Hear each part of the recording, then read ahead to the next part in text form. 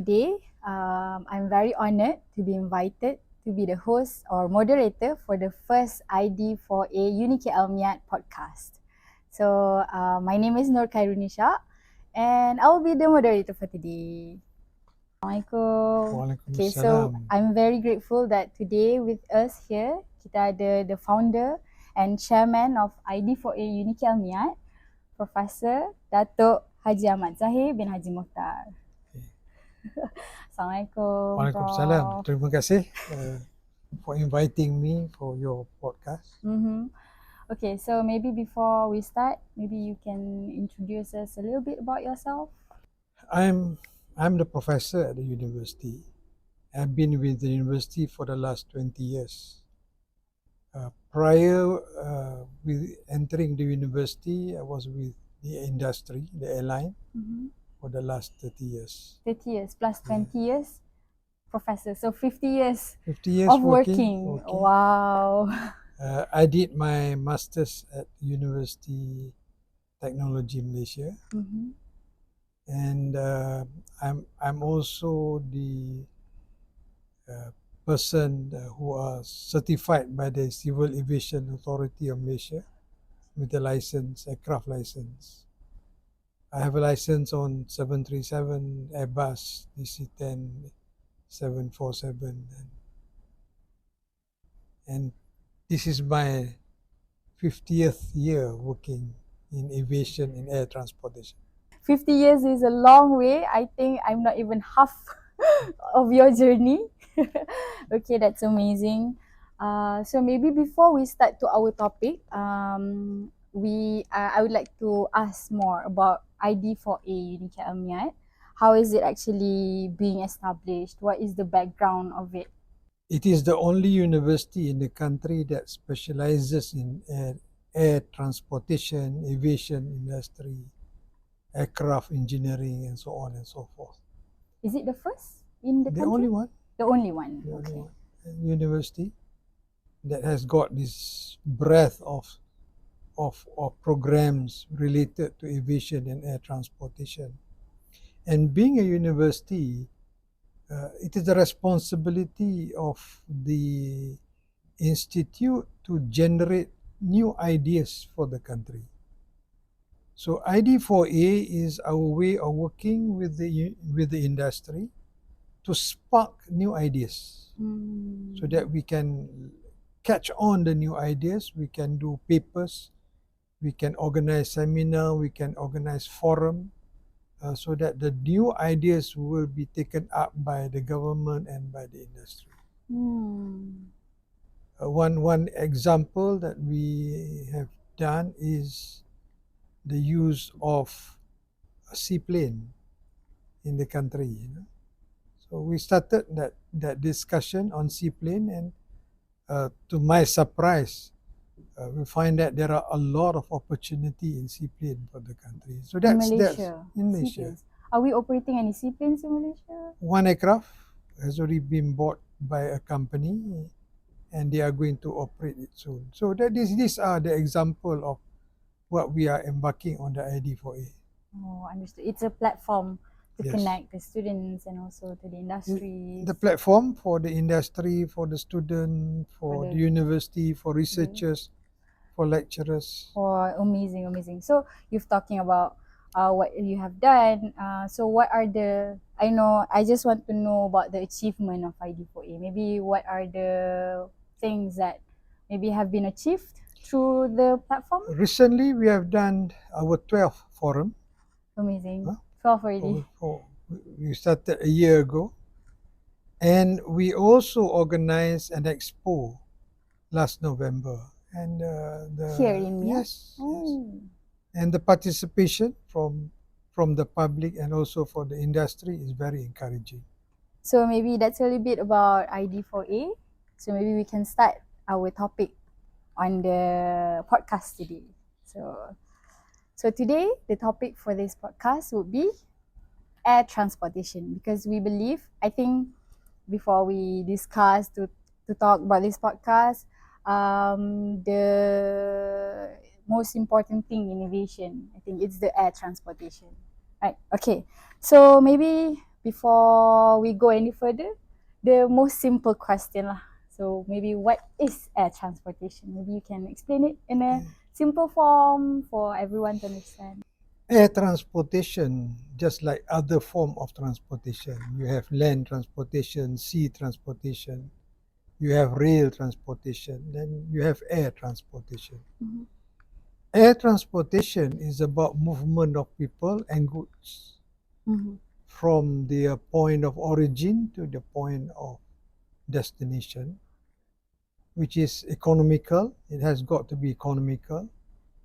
The movement must be safe, it must be secure. There shouldn't be any issue of safety and security. And recently, what has been also included in those definitions is that movement of people and goods must not in any way have a negative impact on the environment. So that's in general the definition of air transportation. So maybe what are the contribution of air transportation towards the economy, towards the country's economy or anything? Before I go to the economy, just to let everyone aware that air transportation is international in character. Okay. That means that you don't fly the aircraft or don't fly any flying vehicle just within your country. The most benefit is to cross country, to go over other countries. So being international, it is governed by international body. So the body that governs air transportation is the Civil Aviation Authority, the International Civil Aviation Organization by the United Nations. They provide the base for all the other countries to abide by the rules of the air. So Malaysia, being one of the members of United Nations, we signed up to that convention. And so we have to abide with the rules and regulation to the air. Domestically in the country, the federal government is responsible for air transportation. That is in our constitution. So the federal government. Federal government. They are responsible to provide the rules, the regulation, the law. They provide the administration. They provide the mechanism for air transportation to happen. The infrastructure, the facilities, the licensing are all by the federal government. Of course, there are some role by the state government because the state government control the land issue. So you want to build airports, we have to go to the state government. Understood. You want to do a lot more other buildings, for example, you have to go to the state government. And in a local area, then you have to go to the local government. For example, if I take KLIA as an example, anything the airport authority wants to do in KLIA, for example, they want to build new roads, they want to build new building, then they have to get in touch with the local government. So that's the governance. Your question about the economy of air transportation, as I mentioned, it's a movement of people and goods. When people travel, it will create some economic activities. The moment people travel, it will create economic activities.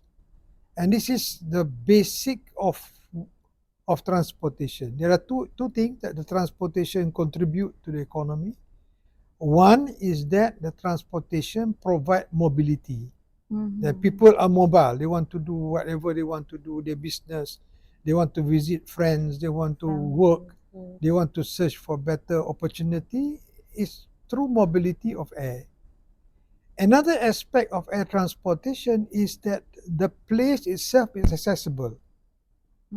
Some places in Sabah and Sarawak, they are not accessible by road, they are not accessible by river, but they are accessible by air. So accessibility is also one issue that contributes to the economic setup of air transportation. Another one that is very important for us is cargo. movement of goods. These are the ones that create a lot of viability of the business world today that we see today. Yeah. That is a very important contribution of air transportation to the economic well-being of the country and also the global The economy. global economy. That's I think air transportation one of the major contributor to the economy of the for a certain country. Malaysia, when you measure the economy of the country, you measure by the growth, by the GDP growth. And what trigger the GDP growth in the country is the export and the import of things. That entails the movement of goods and also the movement of people. I cannot put a figure to how much it has influenced, but I can say that air transportation has got a big role to play in the economic viability of the country. We can see that during the pandemic, when airlines are not traveling, we become stagnant. Yes. We become stagnant. Then we see the importance of movement.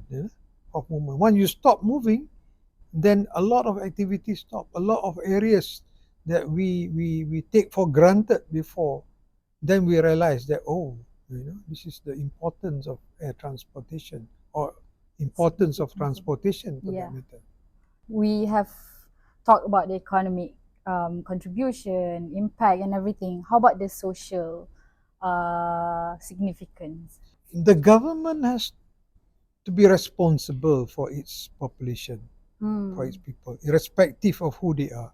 Yes. Whether they are people who are rich, people who are poor, people who live a normal life, or people who have got some form of disability. Everyone has the right to travel. Yes. Everyone has the right to be mobile. Everyone has the right to be, or every place has the right to be accessible. Accessible. So when we talk about social aspect, so you just imagine people who are disabled. If the government does not put up laws and regulation to make sure that all the service provider provide that kind of service to them, then you are marginalizing these people. And when you look into the number of these people who would be marginalized if the government does not put in the regulation, it could come up as 20% of the population. And if our population is already 10 million, then you're talking about 1 million. If 30 million, you're talking about 3 million people who will be marginalized. Air transportation includes airports, include airlines, include all the service providers, even the land transportation, people moving from town to the airport are all part of the parcel of air transportation. And they employ a sizable amount of people. You take, for example, KLIA is a city. It's a city of 100,000 people. And that means that people working, there are people who work in the shops, people who work with transportation company, people who work in cargo, are all there in KLIA. So what happens when there is no air transportation? That means that you are not providing that employability. Employability. And in the whole world, you're talking about millions of people employed by the services of air transportation. I still remember actually the first time I met you in your office. I was with my friends talking about a club that we want to establish, which is the library club. And then after that, when I meet you, you mentioned about what is your contribution to the community. So I believe in air transportation itself, just like how you said, has their contribution to the community, the employability, and everything, and so on. Okay, that's very interesting. So maybe about economic, social impact, and now we're going into the what we call this technology era. So what are the advancement or any technological what do you say areas for air transportation? In the 50s, Okay. in the 50s, I want to relate this. It was last night I went for this ceramah done by one of my ustaz. Okay. In the 50s, people wants to go and do their Hajj. Okay. They spend about 4 months 4 months. going in the Hajj Hajj. itself and coming back about 4 months. Today you can do it in 2 weeks. 2 weeks time. They need to travel to Malaysia to Saudi. It takes them about more than a month. Today it's just 8 hours. Yeah. So that's technology. Yeah. Yes. The air transportation itself Yes, is a technology. technology. Okay. And it keeps on improving. Yeah. Okay, it is improving. There were times when you cannot fly direct to Saudi Arabia because airlines does not have the capability or the capacity of fuel to fly direct to Saudi Arabia. So they have to fly from Malaysia, then they transit in India, and from India, then they go to Saudi. Today, not required. You can fly direct. Kuala Lumpur to Saudi, Kuala Lumpur to London, Kuala Lumpur to Europe direct. That is technology. The same thing with the air navigation system. It used to be done manually, you know. The air traffic controller has to write on the card of paper, you know. Control everything manually. Today, not necessary. Everything has been computerized. Yeah. And the whole, that means to say that the whole movement of aircraft are being controlled by a system which is much safer. You seldom hear aircraft crash, hitting each other in the air. No, it's very seldom. You know. Most of the time when we look at air accident is because of weather or because of human error. Hardly you hear things about the technology itself, because the technology is the forefront of technology. Air transportation uses the forefront of technology, both on ground, both in terms of communication, both in terms of the flying itself. So that's what the contribution of air transportation actually to the economy. The technology is that contribution of air transportation to the economy. As how you say, we uses in aviation industry, in air transportation, we uses the forefront of technology. I've been to Singapore previously to the Bombardier, and then there's this one guy mentioned that I think they are selling in flight what do you say? What do you call that? Entertainment. So what they are selling is actually they want to provide everything that we have on ground to be available in the air as well. So I think that is like a huge advancement of technology in air transportation, because nowadays anything that you can have on ground, we can have it in the air as well. All right, okay. So let's move forward towards the environment. We're talking about technology advancement. So what are the impacts towards the environment? When aircraft fly, it will create some disturbances in the airflow, because it is not a natural thing. You know? Material, steel or composite don't fly. You know, so what makes it fly is because it uses the scientific principle of physics, but most importantly, it has an engine. Engine, and today the technology of the engine is such a way, it's still an internal combustion engine. You're still burning fuel inside the engine. That creates a lot of pollution. So air pollution is one of the issue of air transportation. But what is worse is at the higher altitude, when you burn air at the higher altitude, it creates another pollution. And that kind of pollution is very, very dangerous to the environment. You know, and it creates a problem with our atmospheric composition of gases in an environment. So those are the things that concern aviation authorities. Airport itself also create pollution. Okay, when you build an airport, I want to take KLIA as an example. KLIA, the size of KLIA is 10 by 10 kilometer. 10 kilometer wide and 10 kilometer breadth.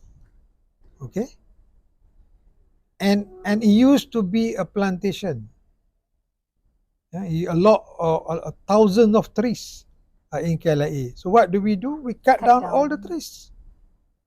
In such a big place, when you cut down all the trees, you will have impact on the climate. One. Where does the water goes to? Whenever there is rain, before we have thousands of trees, the rainwater are being trapped underground. Yeah. Today it does not. It goes to the river.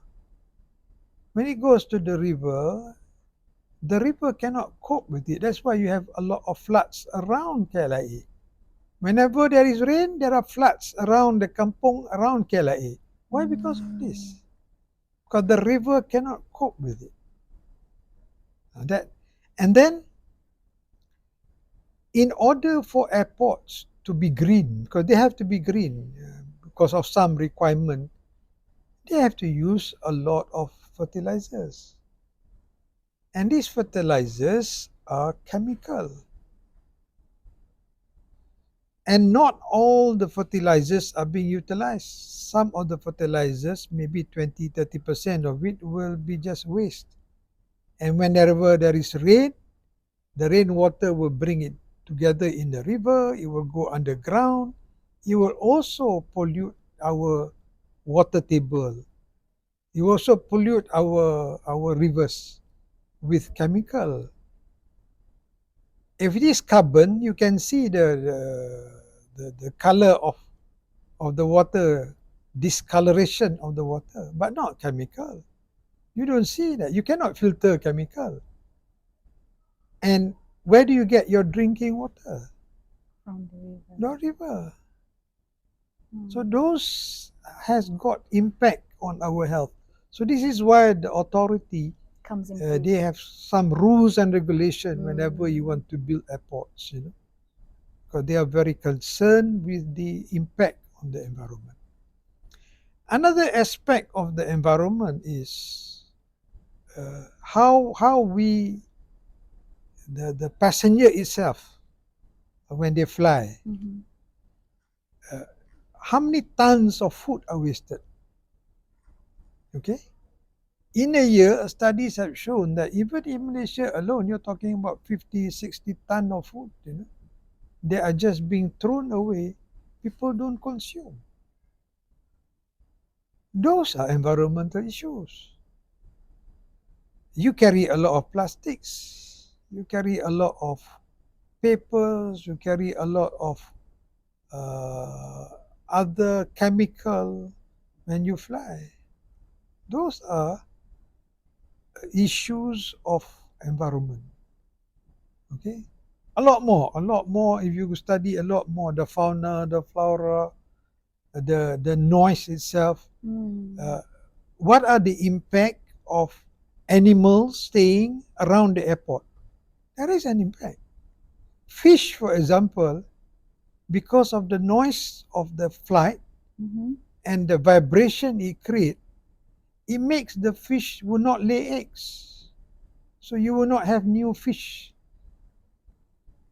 You know, the same thing with other animals. They have problems because of the noise. You know, they have problems because of the noise. Any sort of plan of mitigation of anything being in place, maybe by the authority? Few things that needs to happen. Number one, education. Yeah. And that's important. People needs to understand that there is a negative impact to air travel. So education should be the number one priority. Both the flying public and also education to the government officials. And they have to understand that it creates some environmental issue, and they have to do their best to reduce that environmental problem. They may not be able to eliminate it, but they have to reduce it. Take for example, food wastages. Those companies can actually turn the food into fertilizers that are then used back by the airport. Instead of chemical fertilizers, you use that fertilizer from food that have been thrown away. So those recycling comes important, and that needs education. Education, yes. Number two is the rules and regulation. There must be law, there must be rules, and people must be able, the government must be able to implement those rules and regulations. And people must also respect the law. The law must be respected, both international and local. We have covered a lot of aspects in air transportation. Anything you would like to add more? One other aspect of air transportation is that is coming up is what we call the urban air mobility. The usage of drones and usage of personal air mobile vehicle that is coming up. I think in the next 10 years you can see that. That will have a very good impact on the movement of people, will provide greater mobility. It will make a lot of areas accessible, so that for Malaysia you can enhance tourism. But there is a cost that we have to pay. I think whoever is in charge of administration of that services must understand that there is a cost that they have to pay. There is a price in terms of environment, in terms of safety, that we need to pay attention to it. The drone industry is expanding very. That's part of air transportation. It's a new aspect of air transportation that has been started in the civil industry. I'm not talking about military, I'm talking about civil. Maybe in the last 10 years, the drone have come up to age today, and with artificial intelligence, with a lot more computerization, IT related, then it will be much more enhanced in the future. But the other aspect that we need to also look at when you talk about air transportation is to make sure that a lot of areas are accessible by air. So this is where, especially during situation, for example, where you have got earthquake, for example, so to provide that human support in terms of bringing in medical facilities, bringing in food, bringing in a lot of help to those victims, you need air transportation. This is where they use airdrops by aircraft. They use also helicopters. Today they are expanding to use drones in those kind of situations. And people need to be educated in this area. So this is why I feel the role of UniKL, MIAT and University Kuala Lumpur is very important when they provide programs, they train managers, they train future managers in terms of how to manage, how to administer properly the air transportation in the country. If in the country we can do it well, I think we can safely say that Malaysia would benefit a lot from it, in terms of air transportation. Today we are ahead when you compare to other countries in this region, but we should not be complacent. So one very important area is for us to enhance our competency, enhance our industry, and it needs to have talent to do that. And the area to produce the talent is the university, is the colleges. So, what do you think about the position or our industry compared to our aviation air transportation industry, Malaysia air transportation industry compared to other Southeast Asia, other region in this region? It depends on which aspect. I think in terms of airport services, there is still a lot of room for improvement. We are still lacking in terms of airport services, but I think the government and also the airport companies are embarking on a lot of initiative, a lot of projects to enhance themselves, both in terms of technology and in terms of customer service. In fact, in terms of airport, we are working very closely with Airport International, an organization, to enhance our services at the airport. In terms of airlines, I think the government are putting in a lot of resources to revitalize the Malaysia Airlines. And we also have got with us the number one the number one low cost carrier in the world, AirAsia. Of course, we have got some failed project recently, but I believe in order for us to move forward, we expect that kind of situation. And in terms of rural transportation, there are also areas where we can improve. This is where I think the government is also keen to look at seaplanes.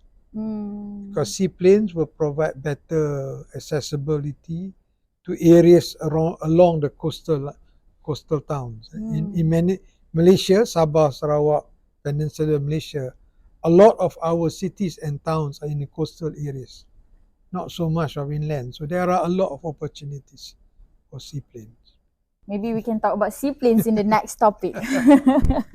Okay, so maybe one last one. So maybe any words of advice, maybe not from a professor point of view, to the youngsters from a grandfather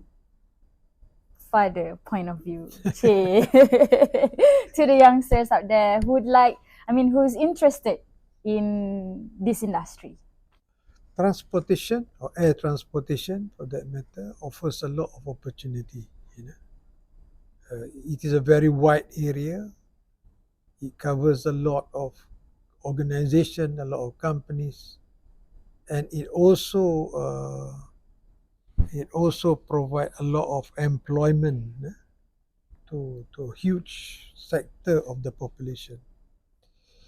So to the youngsters, it's one way to travel the world by air transportation. It is one way for you to explore being part of an international community, because no airport is just on its own. It's all connected together. And people who work with air transportation, eventually they will be international in terms of characteristic, their behaviors, their outlook be much more open, will be much more international in terms of their understanding a lot of issues, in terms of their friendship, and in terms of a lot more connection that they have. But you need to have proper education. So I would encourage for the youngsters to explore coming to learn about air transportation with Unique Air. One way. Of course, there are a lot more other universities overseas, but have a good start at Unique Air first. So, okay, thank you very much. Okay, I guess we have come to the end of our first podcast. So I would like to express my greatest gratitude to ID4A, Ideas for Aerospace, for inviting me to become the first moderator or the first host for this podcast. So I would also like to express grateful thanks to our guest for today, Professor Dato Haji Ahmad Zahir bin Mokhtar, to spend his precious time with us here today. And next, I would like to thank ID4A, Puan Siti Balkis, and also representing TAKC Ibn Firnas Learning Hub, which is the Unique Almiat Library, and also from AICC team, Hakim and Fauzan, to make these things happen. Anyone who would like to listen to this podcast, take out your pens, take out your notes, jot down anything that you think it's important for you to kickstart your aviation journey. So maybe I think that is all from us. Till we meet again in the next podcast for Ideas for Aerospace.